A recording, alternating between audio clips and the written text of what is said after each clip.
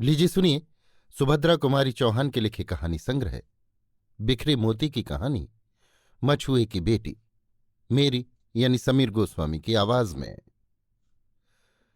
चौधरी और चौधरायन के लाड़ प्यार ने तिन्नी को बड़ी ही स्वच्छंद और उच्छृंखल बना दिया था। वो बड़ी निडर और कौतूहल प्रिय थी। आधी रात पिछली पहर जब तिन्नी की इच्छा होती वो नदी पर जाके नाव खोलकर जल विहार करती और स्वच्छ लहरों पर खेलती हुई चंद्रकिरणों की अटखेलियां देखती। यही कन्या चौधरी की सब कुछ थी। फिर भी आज तक चौधरी उसका विवाह न कर सके थे, क्योंकि कन्या के योग्य कोई वर चौधरी को अपनी जात में न देख पड़ता था। इसीलिए तिन्नी अभी तक कुंवारी ही थी। नदी के पार और उस पार से इस पार लाने का चौधरी ने ठेका ले रखा था। चौधरी की अनुपस्थिति में तिन्नी अपने पिता का काम बड़ी योग्यता से करती थी। आज इतनी जल्दी कहाँ जा रही हो तिन्नी? क्या तुम नहीं जानते? क्या? यही कि राजा साहब आज उस पार जाएंगे। कौन राजा साहब? तुम्हें यह भी नहीं मालूम? मैं आज ही तो यहां आया हूं। और अब तक कहाँ थे? अपने घर। तो जैसे मैं रात दिन घाट पर ही तो बनी रहती हूं ना, इसलिए मुझे सब कुछ जानना चाहिए और तुम्हें कुछ भी नहीं। तुम मुझे वैसे ही तंग किया करते हो। जाओ, अब मैं तुमसे बात भी न करूंगी। तिन्नी को चढ़ाकर उसकी क्रोधित मुद्रा को देखने में युवक को विशेष आनंद आता था। इसलिए वो प्रायः इसी प्रकार के बेसिर पैर के प्रश्न करके उसे चढ़ा दिया करता था। किंतु आज तो बात जरा टेढ़ी हो गई थी।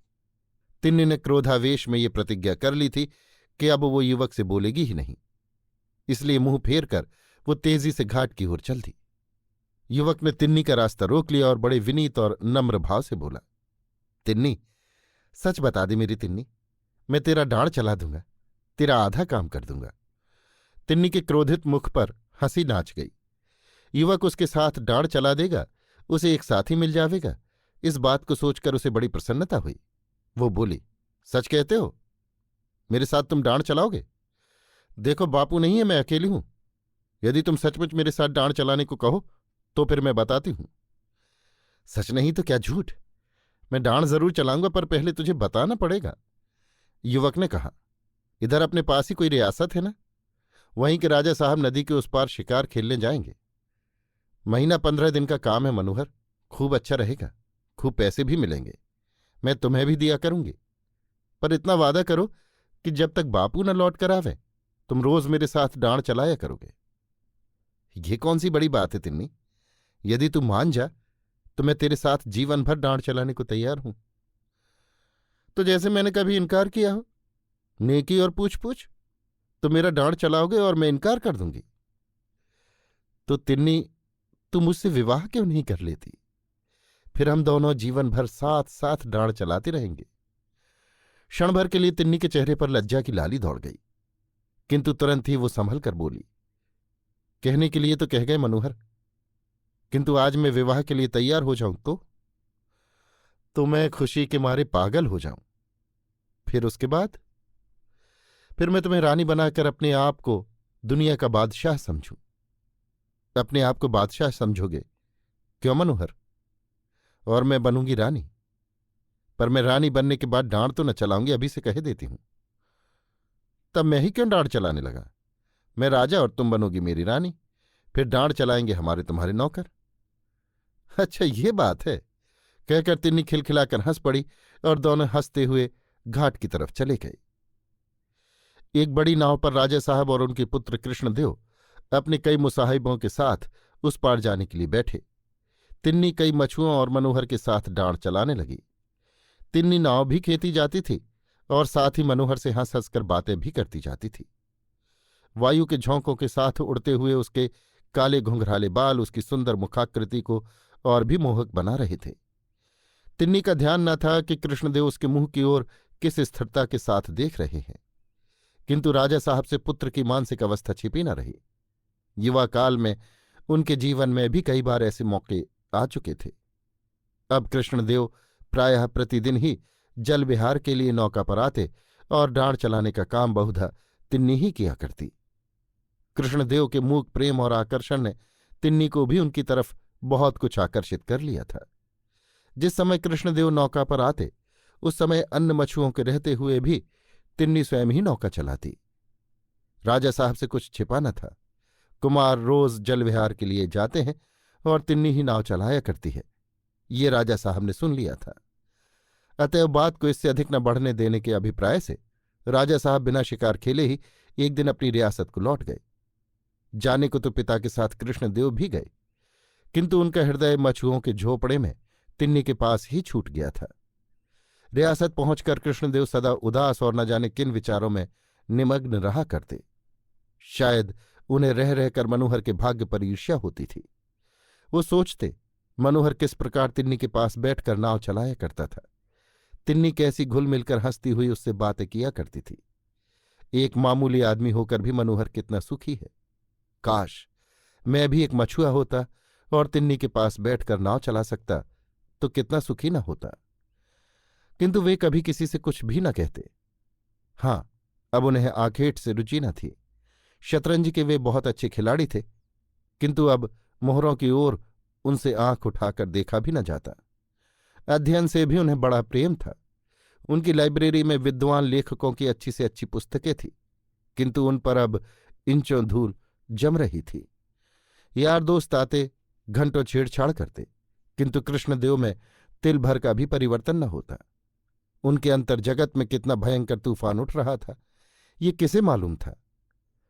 कृष्णदेव अपनी वेदना चुपचाप पी रहे थे, किंतु उनकी आंतरिक पीड़ा को उनकी शारीरिक अवस्था बतला रही थी। उनका स्वास्थ्य दिनों दिन गिरता जा रहा था। पिता से पुत्र की बीमारी छिपी न थी, वे सब जानते थे, किंतु वे चाहते ये थे कि बात किसी प्रकार दबी की दबी रह जाए, उन्हें बीच में न पड़ना पड़े। कृष्णदेव उनका इकलौता पुत्र था। पुत्र की चिंता उन्हें रात दिन बनी रहती थी। तिन्नी के अनिंदनीय रूप और चातुर्य ने राजा साहब को आकर्षित न किया हो सो बात न थी, किंतु थी तो वो आखिर मछुए की ही बेटी। राजा साहब उससे कृष्णदेव का विवाह करते भी तो कैसे। एक दिन राजा साहब कृष्णदेव के कमरे में गए। उस समय वो सोए हुए थे। आंखों के पास जैसे रोते रोते गड्ढे से पड़ गए थे। चेहरा पीला पीला और शरीर सूख कर जैसे कांटा सा हो रहा था। जमीन पर ही एक चटाई के ऊपर बिना तकिए के मखमली बिछोने पर सोने वाला उनका दुलारा कृष्णदेव न जाने किस चिंता में पड़ा पड़ा सो गया था। राजा साहब की आंखों से आंसू आ गए। वे कुछ न बोलकर चुपचाप कृष्णदेव के कमरे से बाहर निकल आए। दूसरे ही दिन रियासत से तिन्नी समेत चौधरी का बुलौआ हुआ। उन्हें शीघ्र से शीघ्र उपस्थित होने की आज्ञा थी और साथ ही उन्हें लेने के लिए सवारी भी आई थी। इस घटना ने सारे मोहल्ले भर में हलचल मचा दी। चौधरी बहुत घबराए। सोचा, अवश्य ही मेरी अनुपस्थिति में इस उद्दंड लड़की ने कोई अनुचित व्यवहार कर दिया होगा। राजा साहब जरूर नाराज हैं, नहीं तो तिन्नी समेत बुलाए जाने का और कारण ही क्या हो सकता है। मोहल्ले वाले सभी चौधरी को समयोचित सीख देने आए। अपनी अपनी समझ के अनुसार किसी ने कुछ कहा, किसी ने कुछ, किंतु तिन्नी का हृदय कुछ और ही बोल रहा था। तिन्नी पिता के पास मोटर पर बैठने ही वाली थी। मनोहर ने आकर धीरे से तिन्नी से कहा, तिन्नी, कहीं राजकुमार ने तुम्हें अपनी रानी बनाने को बुलाया हो तो? तिन्नी, कुछ तो मुझे अपनी रानी बनाते थे, कुछ राजकुमार बनाएंगे। मनोहर, तिन्नी, तुम तो सदा ही मेरे हृदय की रानी रही हो और रहोगी, आज ऐसी बातें क्यों करती हो? सो कैसे? बिना विवाह हुए ही मैं तुम्हारी या तुम्हारे हृदय की रानी कैसे बन सकती हूं? तिन्नी ने रुखाई से पूछा। मनोहर, तिन्नी, रानी बनने के लिए विवाह ही थोड़ी जरूरी है। जिसे हम प्यार करें वही हमारी रानी। तिन्नी का चेहरा तमतमा गया। बोली, धत, मैं ऐसी रानी नहीं बनना चाहती। ऐसी रानी से तो मछुए की बेटी ही भली। और मनोहर के उत्तर की प्रतीक्षा न करके पिता के पास जाकर मोटर पर बैठ गई। मोटर स्टार्ट हो गई। जब ये लोग रियासत में राजा साहब के महल के सामने पहुंचे तब कुछ अंधेरा हो चला था। इनके पहुंचने की सूचना राजा साहब को दी गई। चौधरी पुत्री समेत महल के एक सूने कमरे में बुलाए गए। कमरे में राजा साहब और कृष्णदेव को छोड़कर कोई न था। डर के मारे चौधरी की तो हुलिया बिगड़ रही थी, किंतु तिन्नी मन ही मन मुस्करा रही थी। पिता पुत्री का उचित सम्मान करने के उपरांत राजा साहब ने मछुए को संबोधन करके कहा, चौधरी, हमने तुम्हें किस लिए बुलाया है कदाचित तुम नहीं जानते। चौधरी भय से कांप उठे, हाथ जोड़कर बोले, मैं तो महाराज का गुलाम हूं सदा। राजा साहब बात काटते हुए बोले, हम तुम्हारी इस कन्या को राजकुमार के लिए चाहते हैं। तिन्नी ओंठों के भीतर मुस्कुराई और चौधरी आश्चर्य से चकित हो गए। एक बार राजा साहब की ओर और फिर उन्होंने तिन्नी की ओर देखा। सहसा चौधरी को इस बात पर विश्वास न हुआ।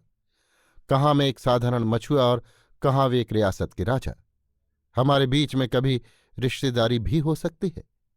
फिर न जाने क्या सोचकर भय विभल चौधरी ने हाथ जोड़कर कहा, महाराज ये कन्या मेरी नहीं है। राजा साहब चौंक उठे। साश्चर्य उन्होंने चौधरी से पूछा, फिर ये किसकी लड़की है? हाथ जोड़े ही जोड़े चौधरी बोले, महाराज 15 साल पहले की बात है। नदी में बहुत बाढ़ आई थी। उसी बाढ़ में मेरे बुढ़ापे की लकड़ी ये कन्या मुझे मिली थी। ये एक खाट पर बहती हुई आई थी और इसके गले में एक छोटी सी सोने की ताबीज थी। ताबीज का नाम सुनते ही राजा साहब को ताबीज देखने की उत्सुकता हुई। उनके मस्तिष्क में किसी ताबीज की धुंधली सी स्मृति छा गई। पिता के आदेश से तिन्नी गले से ताबीज निकालने के लिए ताबीज के धागे की गांठ खोलने लगी। मछुए ने फिर कहना शुरू किया, महाराज इस ताबीज का भी बड़ा विचित्र किस्सा है। एक बार ताबीज का धागा टूट गया। कई दिनों तक याद न रहने के कारण ये ताबीज इससे न पहनाई जा सकी। बस महाराज ये तो इतनी ज्यादा बीमार पड़ी कि मरने जीने की नौबत आ गई और फिर ताबीज पहनाते ही बिना दवा दारू के ही चंगी भी हो गई। तब से ताबीज आज तक उसके गले में ही पड़ी है। राजा साहब के स्मरण हो आया कि 15 साल पहले उनकी लड़की भी टेंट के अंदर से बाढ़ में बह गई थी, जिसके गले में उन्होंने भी एक ज्योतिष के आदेशानुसार ताबीज पहनाई थी। उन्होंने एक बार कृष्णदेव फिर तिन्नी के मुंह की तरफ देखा। उन्हें उनके मुंह में बहुत कुछ समानता देख पड़ी। तब तक तिन्नी ने गले से ताबीज निकालकर राजा साहब के सामने कर दिया। राजकुमार का हृदय बड़े वेग से धड़क रहा था। ताबीज हाथ में लेते ही राजा साहब ने मेरी कांति कहते हुए तिन्नी को छाती से लगा लिया। ये वही ताबीज थी जिसे ज्योतिषी के आदेश से राजा साहब ने पुत्री के गले में पहनाया था। पिता पुत्री और भाई बहन का ये अपूर्व सम्मिलन था। सबकी आंखों में प्रेम के आंसू उमड़ आए। अब महल के पास ही चौधरी के रहने के लिए पक्का मकान बन गया है। चौधरी अपनी स्त्री समेत वहीं रहते हैं। अब उन्हें नाव नहीं चलानी पड़ती। रियासत की ओर से उनकी जीविका के लिए अच्छी रकम बांध दी गई है। राजमहल में रहती हुई भी कांति चौधरी के घर आकर तिन्नी हो जाती है। अब भी वो चौधरी के साथ उनकी थाली में बैठकर चौधरायन के हाथ की मोटी मोटी रोटियां खा जाती है। तिन्नी को बहन के रूप में पाकर कृष्णदेव को कम प्रसन्नता न थी। वे तिन्नी का साथ चाहते थे, चाहे पत्नी के रूप में हो या बहन के। अभी आप सुन रहे थे सुभद्रा कुमारी चौहान के लिखे कहानी संग्रह बिखरे मोती की कहानी मछुए की बेटी, मेरी यानी समीर गोस्वामी की आवाज में।